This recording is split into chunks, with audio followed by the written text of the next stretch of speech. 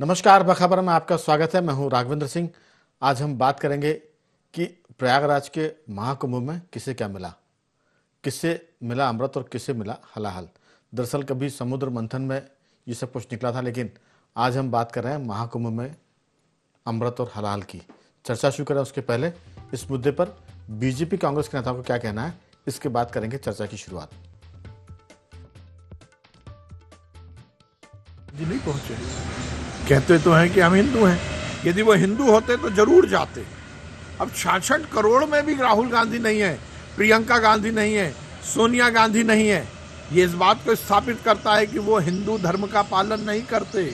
हम पहले से कहते आए हैं कि कोर्ट के ऊपर जनेऊ पहन के राहुल गांधी अपने आप को हिंदू कहते जरूर हैं, परंतु वो हिंदू है नहीं। और यदि वो प्रयागराज नहीं गए और डुबकी नहीं लगाई, इसका मतलब सीधा सीधा इटली से उन्हें आदेश नहीं मिला। उनको डर था कि कहीं वो डुबकी लगा देंगे तो ईसाई धर्म से उनको निकाल ना दिया जाए। कांग्रेस के वो दो महान नेता जो वोट लेने के लिए हिंदू बनते हैं, श्रीमान राहुल गांधी और श्रीमती प्रियंका गांधी, ये दोनों ने ये साबित कर दिया कि ना वो अयोध्या के राम मंदिर के उद्घाटन और दर्शन के लिए आज दिनांक तक गए, ना वो गंगा के संगम के पावन तट पर नहाने गए। शंकराचार्य जी बन गए क्या कि जो है वो महामंडलेश्वर बन गए हैं, तो वो सर्टिफिकेट देने लगे कौन कैसा हिंदू है। इसकी उन्हें अथॉरिटी किसने दी है, ये उन्हें इसका जवाब देना चाहिए। घर के भाई को भी स्नान करा दो, उसको तो स्नान नहीं करा पा रहे हैं। तो दूसरी चीज़ जरा जो है वो इस बात का जवाब दें कि चुनावी हिंदू कौन होता है, जो चुनाव में जो है दिल्ली में वोट डालने के 2 दिन पहले जो है चोंगा पहन के डुबकी लगाए, नीचे प्लेटफार्म बनाया जाता है। इसका जवाब देना चाहिए। चुनावी हिंदू कौन है जो वोट डालने के 1 दिन पहले जो है नहाता है। उसके पहले तो नहीं गए, वोट डलवानी थी दिल्ली में तो चले गए। तो उनके बारे में जरा उन्हें जवाब देना चाहिए। और जो है देश के प्रधानमंत्री जी अगर गोदावरी में नहीं नहाया, उन्होंने कावेरी में नहीं नहाया, कृष्णा में नहीं नहाया, तो वो हिंदू नहीं बचेगा।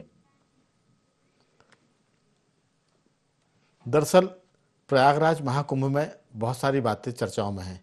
एक तो प्रयागराज की व्यवस्था को लेकर चर्चा हो रही है कि वहाँ व्यवस्था ठीक नहीं थी। इसका जवाब यूपी के मुख्यमंत्री ने, योगी आदित्यनाथ ने दिया है कि जिसने जैसा देखा उसको वैसा कुंभ में दिखा। कुछ लोग लाश देखने गए थे तो लाशें दिखी, कुछ लोग मेला देख रहे थे उनको मेला दिखा। इसकी तुलना उन्होंने कहा कि गिद्ध, सुअर और बाकी लोगों से की है कि जिसकी जैसी मंशा थी उसको वैसा नजर आया। लेकिन इसमें कोई शक नहीं कि 66 करोड़ लोगों ने डुबकी लगाई। आधे से लगभग आधा भारत प्रयागराज पहुंच गया। विदेशी मीडिया ने कहा कि जितनी आबादी अमेरिका की है, लगभग उससे दोगुने लोग वहां स्नान करने के लिए गए थे। अब इस मुद्दे पर बहस हो सकती है कि व्यवस्था कभी कम थी या कभी ज़्यादा थी, लेकिन अगर हम घर में सत्यनारायण की कथा कराते हैं तो उसमें भी अगर 2-4 मेहमान बढ़ जाते हैं तो कई बार व्यवस्था खराब हो जाती है। तो कहाँ तो हम सत्यनारायण की कथा की व्यवस्था भी घर में नहीं कर पाते ठीक से अगर मेहमान थोड़े से ज़्यादा आ जाएँ। यूपी सरकार का अनुमान था कि प्रयागराज महाकुंभ में लगभग 44 करोड़ श्रद्धालु आएंगे, लेकिन मामला 66 करोड़ से ऊपर निकल गया। इसी पर विस्तार से करेंगे कि आखिर महाकुंभ में किसने स्नान किया, कौन श्रद्धालु वहाँ बाबाओं के, नागाओं के, शंकराचार्यों के दर्शन करने के लिए गया, तो किससे मिला हलाहल और किसने पाया अमृत। इसी पर विस्तार से बात करेंगे। चर्चा के लिए हमारे साथ स्काइप पर जुड़े हैं मध्य प्रदेश के वरिष्ठ पत्रकार श्री राहुल रंजन जी। डॉक्टर राहुल, आपका बहुत बहुत स्वागत है। जयपुर से जुड़े हैं हमारे साथ सामाजिक कार्यकर्ता सूरज सोनी जी। सूरज जी, आपका बहुत बहुत स्वागत है। और टेलीफोन लाइन पर हमारे साथ जुड़े हैं सामाजिक कार्यकर्ता के साथ साथ जियो पॉलिटिक्स के जानकार रमेश सिंह जी। आप सभी का बहुत बहुत स्वागत है। चर्चा की शुरुआत, रमेश जी अगर मेरी आवाज़ सुन पा रहे हैं तो मैं आपसे करना चाहता हूँ, ये जो सारा मामला है कुंभ का, इस पर जो भी प्रतिक्रियाएं आई, ममता बनर्जी ने कहा कि ये महाकुंभ नहीं था, मृत्यु कुंभ था। खड़गे जी ने कहा कि ये इससे किसी की गरीबी दूर नहीं होती है।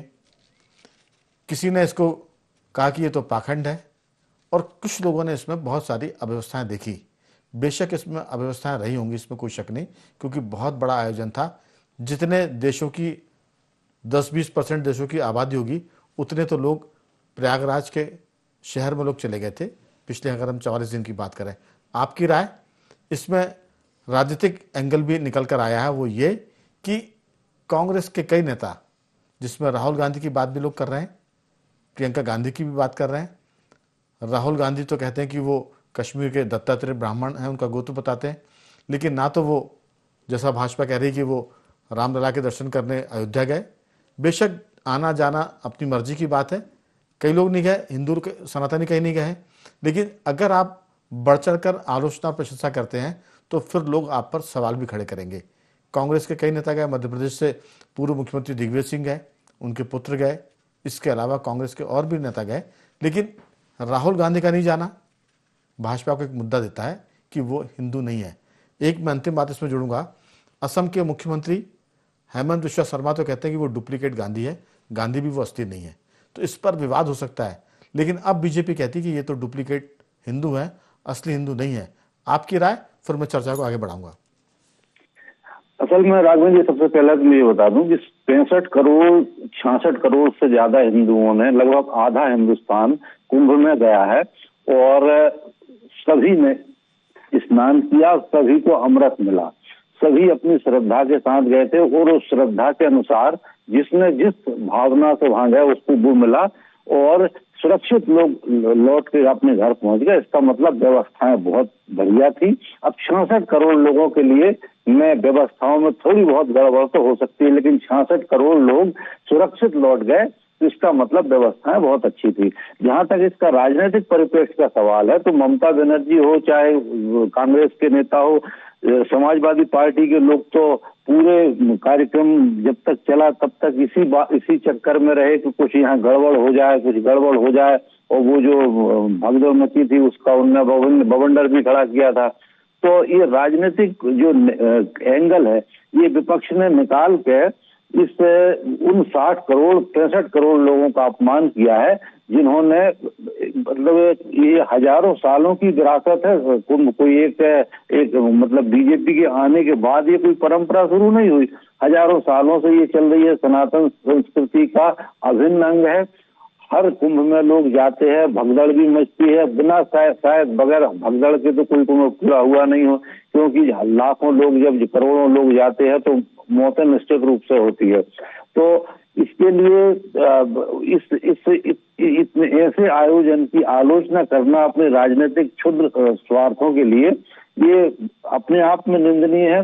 जहां तक राहुल गांधी और प्रियंका गांधी का सवाल है, कांग्रेसियों का सवाल है, तो मेरी तो ये समझ में नहीं आ रहा है कि उनकी बुद्धि को क्या हो गया। जब 60-65 करोड़ लोग भारत के उस कुंभ में स्नान करने के लिए आ रहे हैं, तो ये बताता है कि कुंभ भारत के जन जन की भावनाओं से जुड़ा हुआ है, चाहे सांस्कृतिक चेतना हो, चाहे अर्थव्यवस्था हो और चाहे राजनीतिक चेतना हो। क्या 66 करोड़ लोगों की राजनीतिक चेतना नहीं है? क्या उनमें कांग्रेसी नहीं थे जो गए हैं? जो राहुल गांधी या दूसरे जो ममता बनर्जी जो उनकी आलोचना कर रहे हैं, क्या वो इस आधार पर कर रहे हैं कि वहां सिर्फ बीजेपी के लोग गए हैं? तो ये बहुत निंदनीय है। और 2014 के बाद से उनकी इसी मानसिकता का नतीजा है जो चुनाव परिणाम आ रहा है, चाहे वो लोकसभा के चुनाव परिणाम हो, चाहे विधानसभा के चुनाव परिणाम हो। रमेश जी, दरअसल राजनीति अपने हिसाब से सबको करने का अधिकार है, लेकिन जब आप बात करते हैं कि सामाजिक समरसता की, धर्मनिरपेक्षता की, तो फिर एक धर्म को लेकर इतना कड़ा रुख क्यों, आलोचना क्यों? उसको खारिज करने की क्या जरूरत है? किसी भी धर्म को, किसी पंथ को खारिज करने की जरूरत नहीं, चाहे वो छोटा हो चाहे बड़ा हो, लेकिन सनातन तो भारत की आत्मा है। अगर सनातनी 66 करोड़ लोग पहुंच रहे हैं और उसको लेकर, उस आयोजन को लेकर अगर आप कुछ प्रश्न खड़े करते हैं तो फिर लोग आप पर भी सवाल खड़े करेंगे। मैं लौटूंगा आपके पास। सूरज सोनी जी, ये मामला धार्मिक अपनी जगह है, लेकिन सनातन के लिए और पूरी दुनिया के सबसे पुराने जीवन पद्धति, मैं कहूँगा कि पूजा पद्धति या जो जीवन जीने की शैली है, उसको सनातन कहते हैं, उसे हिंदू कहते हैं। हिंदू को आप धर्म भी कह सकते हैं और जीवन जीने की शैली भी कह सकते हैं। तो जो सारा मामला है कुंभ को लेकर जो बातें हुई, अब उस पर राजनीति आगे बढ़ेगी। हमारा कहना यह कि जब हम किसी छोटे से छोटे पंथ और मजहब की आलोचना नहीं करते, तो जिस महाकुंभ में 66 करोड़ लोग गए हैं उसकी आलोचना करने का मतलब है कि आपकी राजनीतिक समझ पर भी लोग सवाल करेंगे और आपके सामाजिक सरोकार पर भी लोग प्रश्न खड़े करेंगे। कांग्रेस के नेताओं को लेकर, खासतौर से राहुल गांधी, प्रियंका, फिर कांग्रेस के राष्ट्रीय अध्यक्ष खड़गे जी की हम बात करें, मल्लिकार्जुन खड़गे, फिर ममता बनर्जी की बात करें या लालू प्रसाद यादव की बात करें या अखिलेश यादव की बात करें, ये हमें लगता है कि देश की जो राजनीतिक दिशा है, जो सामाजिक सोच है, उससे अलग हटके जा रहा है। इसलिए वो जगह जगह से खारिज हो रहा है। चुनाव के नतीजे बताते हैं कि जनता उनके साथ कैसा व्यवहार कर रही है। आपकी राय? सूरज जी, ये जो कुंभ शुरू हुआ था और इसमें 6 सही स्नान इस बार आगे थे और कल शिवरात्रि के अंतिम सही स्नान था। इसके साथ लगभग अनौपचारिक रूप से और ये जो कुंभ का स्नान है ये हो गया है संपन्न। और खुशी की बात ये कि इसमें 65 करोड़ से अधिक लोगों ने स्नान किया है और अपने आप को गौरवान्वित महसूस कर रहे हैं। और पूरे भारत के अंदर सोशल मीडिया पे ऐसा कोई बंदा नहीं है सोशल मीडिया पे बैठा हो और अपने फोटो अपलोड नहीं कर रहा हो। तो इससे न सिर्फ एक सांस्कृतिक जुड़ाव पूरे भारत का निकल करके सामने है, बल्कि सनातन के जो मानने वाले लोग हैं उनकी भावनाएं जो उज्ज्वलित हो रही थी अंदर ही अंदर, जो है उनके कहीं न कहीं ये जो भावनाएं जुड़ी हुई थी अपने धर्म से, अपनी संस्कृति से, अपने देश से, उस माटी से, उस गंगा से। और गंगा तो ऐसी पवित्र नदी है जिसको कहते हैं कि स्वर्ग से धरती पर आई है लोगों का उद्धार करने के लिए। तो ये उसी सूर्य के समान है राघवेंद्र जी, जो रोज सुबह आता है और लोगों के जीवन में प्रकाश फैलाता है। लेकिन उस आदमी के जीवन में अंधकार रहेगा जो अपनी खिड़की नहीं खोलेगा, दरवाजा बंद रखेगा और ये मानेगा कि मैं सूर्योदय को नहीं मानता हूँ, खिड़की बंद कर देता हूँ। हालांकि खिड़की बंद करने से सूर्योदय में फर्क नहीं पड़ता, सूर्य तो आएगा, लेकिन उसके जीवन में अंधकार रहेगा। तो यहाँ भी ऐसा ही हुआ, जैसी जिसकी भावना है वैसा उसको प्राप्ति हो गई है। आज किसी ने यहाँ पे एक लोग जो आज सोशल मीडिया में कि कुछ ऐसे थे कि जिनको वहाँ पे मुर्दों की तलाश थी, उनको कुछ मिले भी, और कुछ जो लोग थे अपने पुण्य कमाने गए थे वो पुण्य लाभ भी करके आए। साथ ही मैं खुद भी जब गया था वहाँ पे कुंभ के मेले में, मैं जानकारी देना चाहूंगा, 12 और 13 तारीख को मैं वहीं था। तो वहाँ पे बहुत से लोगों से मिला मैं, कोई रोजगार, वहाँ पे खड़गे जी का बयान आया था उसी समय कि कुंभ के मेले से किसी ने पूछा नहीं था उनसे, अपनी तरफ से उन्होंने कहा था कि कुंभ के मेले में जाने से कौन सा रोजगार मिलता है, देश में बेरोजगारी फैली हुई है। तो मुझे ये मालूम चला कि वहाँ पे दांतुन बेचने वाला जो सीताराम है वो बड़ा रोजगार अपने साथ में लेकर के गया। मुझे ये मालूम चला कि वहाँ पे बिस्किट बेचने वाली जो एक महिला थी विमला देवी, उसके लगातार ट्रक के ट्रक आए थे, बिस्किट बिक रहे थे, उनको रोजगार मिला। वहाँ पे सफाई कर्मचारी है, वहाँ पे जितने सारे लोग जो काम कर रहे थे, चाहे कोई कैंटीन में काम कर रहा हो, चाहे कोई बिस्किट बेच रहा हो, चाहे कोई कोल्ड ड्रिंक्स बेच रहा हो, कोई जूस बेच रहा हो, कोई फल बेच रहा हो, कोई आइसक्रीम बेच रहा हो, कोई प्रसाद की दुकान लगा के बैठा है, कोई माला बेच रहा है, तो वो सब लोग जानते हैं कि रोजगार मिला या नहीं मिला। और अब देखिए एक आंकड़ा जो निकल के आया है, लगभग 4 लाख करोड़ रुपया यूपी की जीडीपी में शामिल हो गया है। तो अब एक खड़गे जी को इस चीज को देखना भी चाहिए और उनकी पार्टी के जो लोग हैं जो चला करके सदम हिंदू बने हुए रहते हैं, दत्तात्रेय गोद बताते हैं, लेकिन उनका कोई भी ऐसा फोटो अपलोड नहीं हुआ। अखिलेश यादव भी चले गए लगे हाथ कुंभ में स्नान करने के लिए, लेकिन ये नहीं पहुंचते। तो आपकी धार्मिक भावना चाहे कुछ भी रही हो, लेकिन आप ये देखिए कि आधी आबादी देश की जा रही है, आप उनके खिलाफ स्टेटमेंट दे रहे हैं और फिर जब चुनाव के परिणाम आते हैं तो आप दोषी ठहराते ईवीएम को। तो ये जो ईवीएम है ये तो उनकी आंखों में लगी हुई है, उनको अपने चश्मे के नंबर चेंज करने पड़ेंगे, चश्मे का कलर बदलना पड़ेगा। तो मैं समझता हूँ कि कहीं जनमानस में कोई थोड़ा बहुत उनका जनाधार बढ़ेगा। लेकिन इस तरीके से आप टारगेट करके इतनी बड़ी आबादी को, और वो भी हिंदुओं को, आप किसी दूसरे धर्म के बारे में बोल के तो देखिए। आप आज जो हम बोलना नहीं चाहते, आज मक्का मदीना है, कितने तरीके के दूसरे धर्म के लोगों के जो है यात्राएं निकलती है, त्योहार आते हैं, उनमें आपका कोई कमेंट्स नहीं है। लेकिन हिंदुओं की, सनातन की जो आस्था है उन पर प्रहार करने के लिए आप लगातार बोलते हैं और फिर आप कहते हैं कि साहब ये तो ईवीएम कैप्चर हो गई इसलिए मार गए।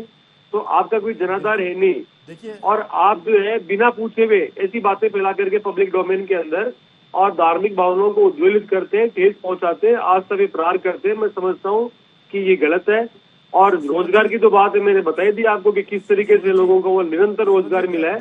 बाकी मैं तो कहता हूँ कि जो भी लोग जाकर के आए, हमारे राजस्थान में जो लोग आ रहे हैं, इतना उनको आनंद आ रहा है, इतना उनको आत्मविश्वास आ रहा है, तो मैं समझता हूँ कि ये पूरे देश के अंदर एक सांस्कृतिक बड़ा जो आयोजन था और इसकी घर घर के अंदर गंगा जल पहुंचना बिल्कुल। मैं लौटता हूँ आपके पास और सूरज जी, मैं लौटता हूँ। दरअसल ये मामला राजनीतिक भी है, धार्मिक भी है।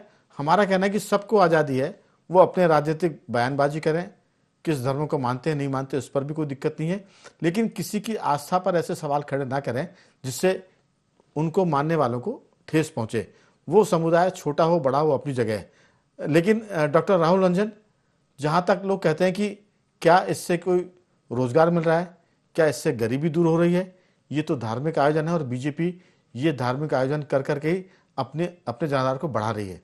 लेकिन लोग बताते हैं कि काशी विश्वनाथ में जब बदलाव किया गया, वहाँ कॉरिडोर बनाया गया, तो वाराणसी की जो अर्थव्यवस्था है वो बदल गई। उसके आसपास के जो गांव हैं, कस्बे हैं, उनकी आर्थिक स्थिति बदल गई। अब मैं सीधा मध्य प्रदेश पे आता हूँ। उज्जैन में जब वहाँ बना कॉरिडोर, बना महाकाल कॉरिडोर, महाकाल लोक बना, आप देखिए कि पूरे उज्जैन की जो अर्थव्यवस्था है वो बदल गई। वहाँ जो श्रद्धालु पहुँचते थे शनिवार, इतवार और सोमवार को, अब वो पूरे 7 दिन आ रहे हैं। वहाँ के होटल्स फुल भरे हैं, पूरे 365 दिन वहाँ भीड़ आ रही है श्रद्धालुओं की। फिर आप पहुँचिए अयोध्या। अयोध्या में भी आप देखिए कि पूरे अयोध्या और आसपास के जो कस्बे जिले, उनकी अर्थव्यवस्था बदल गई। तो सनातन ऐसा मामला है कि इसमें अर्थ भी है, मोक्ष भी है और आपका लोक परलोक दोनों सुधरता है। अब बशर्ते कि आप इसमें राजनीति ना करें। इसमें जो राजनीति कर रहे हैं वो निश्चित रूप से उनको फायदा होगा, नुकसान होगा, ये तो वो जाने। लेकिन 66 करोड़ लोग जो वहाँ गए हैं, उनके मन में तो जो महाकुंभ की आलोचना कर रहा है या महाकुंभ पर सवाल खड़े कर रहा है या महाकुंभ के प्रबंध को लेकर कोई बात कर रहा है, तो जो लोग वहाँ गए थे वो जानते हैं कि कितना बेहतर प्रबंध था। मैंने चर्चा की शुरुआत में कहा था कि हम घर में सत्यनारायण जी की कथा कराते हैं, अगर उसमें भी जो लोग हैं वो बढ़ जाते हैं तो कई बार व्यवस्था गड़बड़ हो जाती। फिर तो इतना बड़ा आयोजन था, अंतर्राष्ट्रीय स्तर पर लोग आए थे। कई वहाँ ऐसे हवाई अड्डे पर लोग कहते हैं कि लगभग 700 फ्लाइटें आई थी, अगर हम बात करें विदेशों से। तो ये बहुत सारी बातें जो बताती है कि वो आयोजन धार्मिक था, आर्थिक था। और एक आंकड़ा है विदेशी संस्था का कि जितना वहाँ कारोबार हुआ है उससे भारतवर्ष की 1% GDP में उसका योगदान हुआ है। बाकी 3 लाख करोड़ का तो लोग बिजनेस बता रहे हैं कि वहाँ हुआ है। लोगों ने अगर नीम की दतौन बेची तो उसमें भी फायदा हुआ है। जो आसपास 300-300 किलोमीटर दूर, अगर रीवा से हम बात करें, चित्रकूट से बात करें, वहाँ तक के जो होटल हैं, रेस्टोरेंट हैं, उनको 1 महीने में जितना बिजनेस मिला है उनका साल भर का कम से कम कोटा पूरा हो गया है। आपकी इस मामले में राय कि अमृत मिला हो या ना मिला हो, कम से कम किसी को हलाल नहीं मिलना चाहिए, यही सनातन की परंपरा है। आपकी महाकुंभ के समापन पर टिप्पणी जो पॉलिटिकल लोगों ने कहा है उस पर भी आपकी राय, और जो आपकी निजी राय हो उसको भी साझा करिए। देखिए राघवन जी, सबसे बड़ी बात यह है कि हर व्यक्ति के जीवन में ये उद्देश्य रहता है, उसकी एक परिकल्पना होती है कि गंगा नहा लूं। आमतौर से ये होता है कि गंगा नहा लूं तो सब चीज हो जाएगा पूरा, और चाहे लड़की का शादी का ब्याह का मामला हो या फिर कोई भी ऐसा हमारे यहाँ सनातन धर्म में या कहा हमारी संस्कृति और परंपरा में है कि कोई काम निपट जाए अच्छे से तो हम गंगा नहा लें। तो इतने लोग गंगा नहा गए, तो मैं ये समझता हूँ कि हिंदुस्तान की जितनी आबादियां, जितने लोग कुंभ में गए हैं, नहा के आए हैं, तो गंगा तो नहा आए। गंगा जितने लोग, गंगा के पानी के छींटे जिन लोगों पे चले गए, जैसे भी चले गए, गंगा पवित्र है, वो सारे लोग पवित्र आत्माएं। जितने भी लोग हैं जीवित, जो लोग आ गए हैं, उनको अच्छा जीवन मिलेगा, इसकी तो मैं कल्पना कर सकता हूँ। क्योंकि मैं भी गंगा घाट का ही, बनारस से ही मेरा वास्ता है। तो मैं ये समझता हूँ कि यदि गंगा जिसने नहा लिया, और खास तौर से त्रिवेणी पे और बनारस जो लोग घूम के आ गए, तो मतलब एक लोग तो उन्होंने, और एक जीवन, इस जीवन को उन्होंने अच्छे से निकाल दिया है। अब दूसरी बात करें हम कि जो सामाजिक सरोकार जो हैं हमारे और हमारी आस्थाएं हैं, इन तमाम चीजों को लेकर के राजनीति का मार्ग तय होता है, राजनीति की बुनियाद तय होती है, उसका रास्ता तय होता है। यदि आप ये छोड़ दें कि ये सामाजिकता का मामला है और सामाजिकता को यदि आप छोड़ दोगे तो राजनीति नहीं कर पाओगे।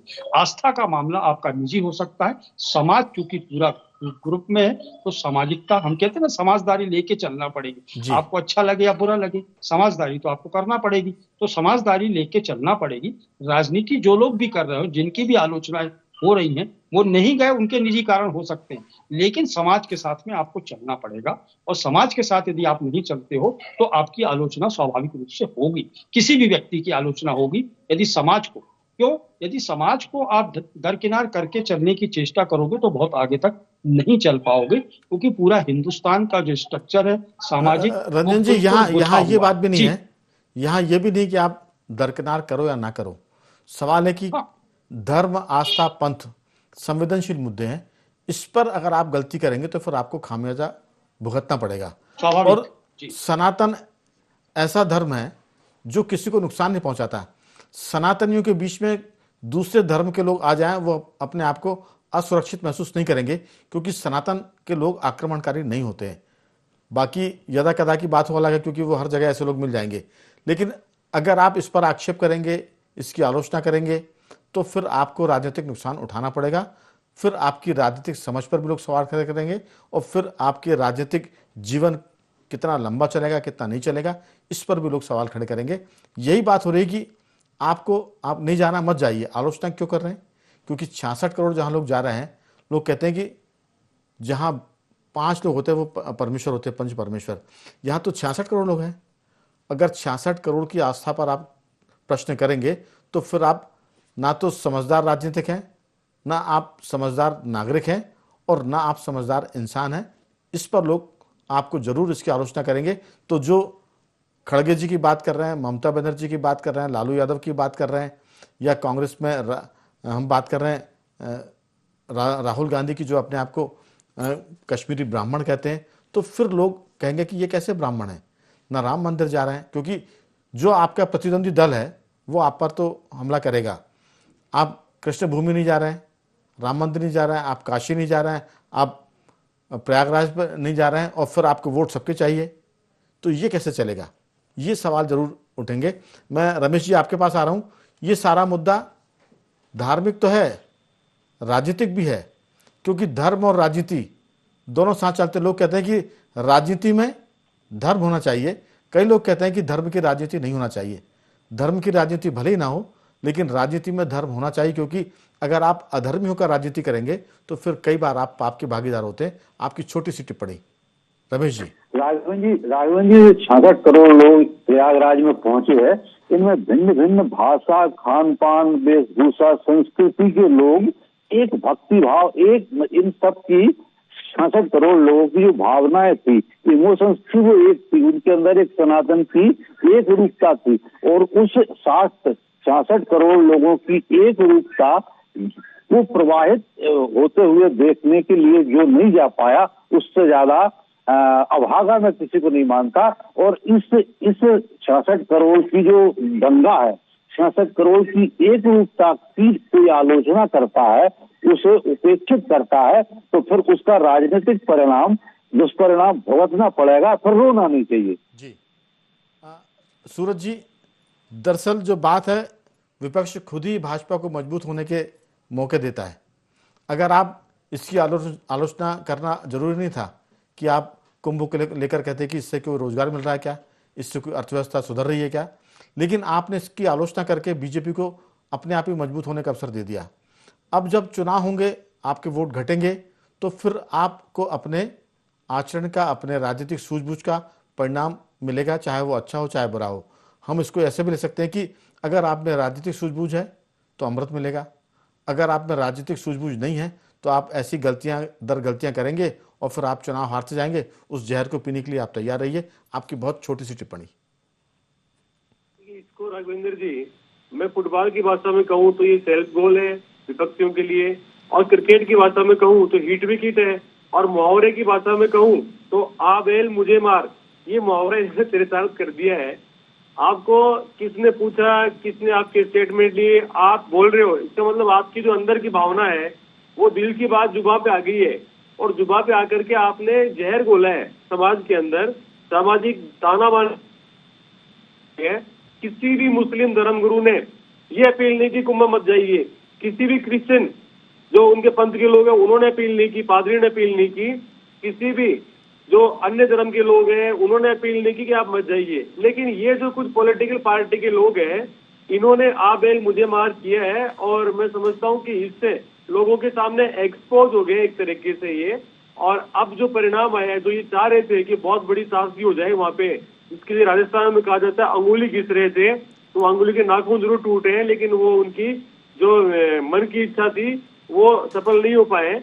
और राजस्थान में ये भी कहा जाता है जब ऊँटों का काफिला निकलता है तो जो गिदड़ होते हैं जो उनको उनके मांस खाना चाहते हैं वो लगातार दुर्सीज देते हैं, श्राप देते हैं कि ऊँट मर जाए और हम खाएं। लेकिन ये जो काफिला है तो निकल के आ गया और कुंभ संपन्न हुआ है। मुझे खुशी है कि पूरे देश के लोगों को सांस्कृतिक रूप से ये जो हमारी परंपरा है इसको आत्मसात किया है, और एक जो है बदलाव बड़ा है देश के अंदर। मैं समझता हूँ कि आने वाले समय में सबके जीवन में सकारात्मक प्रभाव लेकर के गंगा मैया का जल जाएगा। बिल्कुल। रंजन जी, आपकी अंतिम टिप्पणी बहुत छोटी। जी क्या है, हवन के सामने बैठे हो, हवन कुंड के सामने, और आहुति नहीं दो ये तो संभव नहीं है, तो आपको आहुति तो देना पड़ेगी। यदि विपक्ष या फिर कोई भी राजनीतिक दल इस तरीके की बात करता है कि नहीं उसकी आलोचना करता है तो वो आलोचना का शिकार तो होगा, क्योंकि यदि आपको हिंदुस्तान के साथ चलना है तो हिंदुस्तान की परंपराओं, संस्कृति, उसके सामाजिक सरोकार, इन सबको लेकर के ही चलना पड़ेगा। इसके बगैर राजनीति आप नहीं कर सकते। इस देश का कल्चर, इस देश की संस्कृति आपको अस्वीकार कर देगी। कुल तो ये ढोंग और आडंबर छोड़ना पड़ेगा, चलना पड़ेगा लोगों के साथ, तब जाकर के आप राजनीति कर महाकुंभ पाएंगे। कुल मिलाकर सनातन का सबसे बड़ा एक धार्मिक अनुष्ठान आयोजन है। सनातनी तो कहते हैं कि विश्व का कल्याण हो, प्राणियों में सद्भावना हो। तो हम इस पूरी चर्चा को यहीं पर लाकर खत्म करते हैं कि जिसने भी जो कुछ कहा सुना हो, भगवान उनको सद्बुद्धि दे, विश्व का कल्याण हो और सब जो है अच्छे से रहें, यही सनातन का संदेश है। चाहे जिसने जो कहा। तो मैं तीनों मेहमानों का धन्यवाद करूंगा। सूरज जी आपका बहुत साधुवाद, रमेश सिंह जी आपका धन्यवाद, और डॉक्टर राहुल रंजन आपका बहुत बहुत धन्यवाद कि आपने इस चर्चा में हिस्सा लिया। तो प्रयागराज का महाकुंभ संपन्न हो गया है। अब अगले कुछ दिनों में यह तय होगा कि किसे अमृत मिला और किसे हलाहल, और भारतीय राजनीति में इसके परिणाम बहुत जल्द देखने को मिल सकते हैं। जब भी चुनाव होंगे ये जरूर मुद्दा बनेगा, ऐसा लगता है। अभी इस बात को हम यही रोकते हैं। बने रहिए हमारे साथ और देखते रहिए IND24।